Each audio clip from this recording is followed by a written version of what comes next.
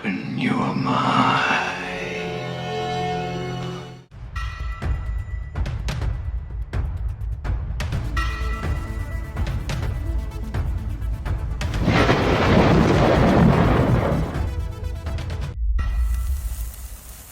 Hey out there, this is Buzz with TheSurvivalBuzz.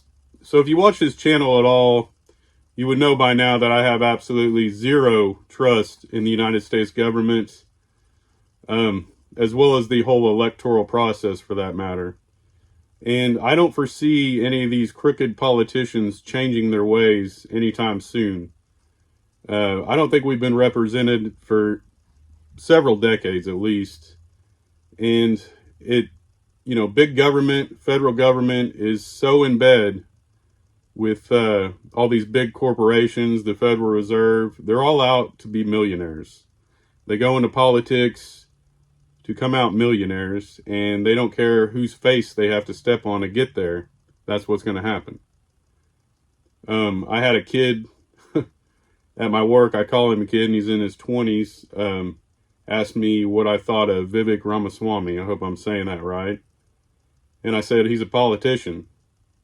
And he kind of looked at me strange and said, well, what do you mean? And I said, he's a politician, just like the rest of them. And he may talk a big game, but nothing's going to change if you get him in there.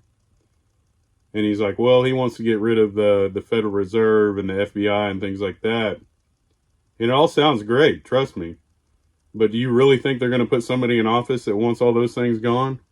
Do you really think they're going to put a kink in their plan of controlling everybody and keeping all the money and assets to themselves? I'm not saying there's not good people out there, and I'm not saying there can't be good politicians. But the system we have set up isn't set up for those people. If they get anywhere near the top, if they actually make it into the presidency, we'll put it that way, they're not going to be there long. They'll be assassinated.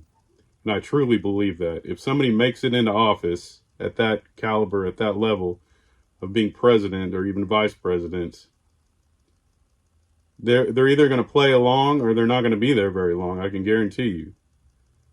And so is the way I think. And, some people want to argue. Some people want to think otherwise, that whoever may be your savior is going to come in and save you. But it's all just crooked politics.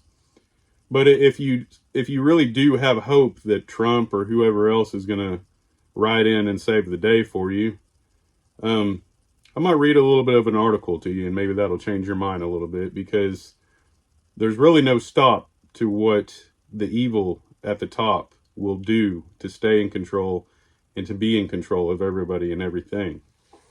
So let me read this little bit of this article to you. I'm not going to read the whole thing, but the headline is Biden about to put 10 million Hispanics on the path to American citizenship? If Biden gets the Republicans to go along with his Mexican counterpart's proposal to grant work visas to those 10 million Hispanics, who the latter claims have worked in the U.S. for 10 years, then they'd be able to apply for a green card and eventually citizenship 5 years after that, which could lead to the imposition of one-party rule by 2032 if those new citizens in battleground states vote Democrat as expected. So like I said, even if there is something to this whole electoral thing and your vote really does count, and you're hoping to get your favorite guy in there, your favorite slave or master on the plantation, they're going to go out of their way to do whatever they can to stop that. It doesn't matter. So it says Mexican President AMLO, during a press conference on Friday, Mexico asked U.S. authorities to grant visas to at least 10 million Hispanic migrants that have worked for more than 10 years in the country. It also asked that the U.S. pay regional states $20 billion in exchange for helping stem illegal immigration. AMLO added that the sanctions on Cuba and Venezuela would be lifted too, since he partially blames them for this process. If Biden complies with the first of these three requests, then that would place 10 million Hispanics on the path to American citizenship, since they could turn their work visa into a green card, after which they could apply for citizenship with full voting rights. That's after 5 years, of course, but that's not That's not too far away.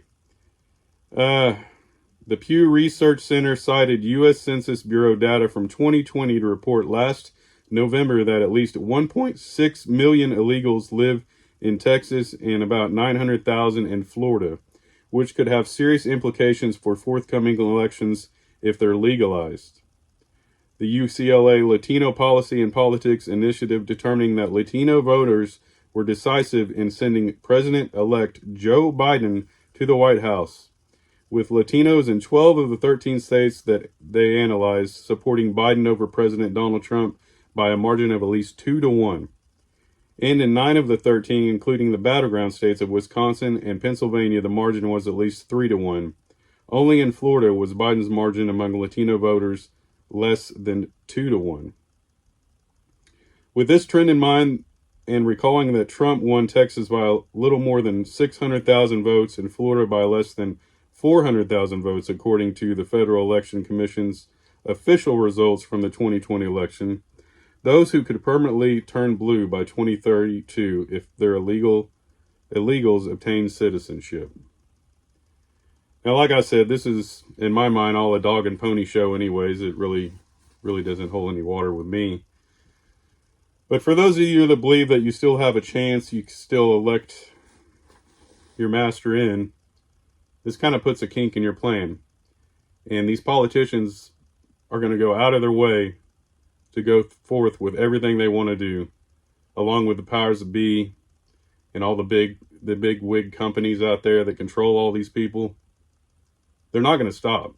And it doesn't matter how you go about it, whether you think you can get enough people to elect the good guy in or not. Like I said, there is no good guy in this contest. If you make it that high, you're not going to stay there long unless you play by their rules. God bless y'all, and I'll catch you on the flip side. Later.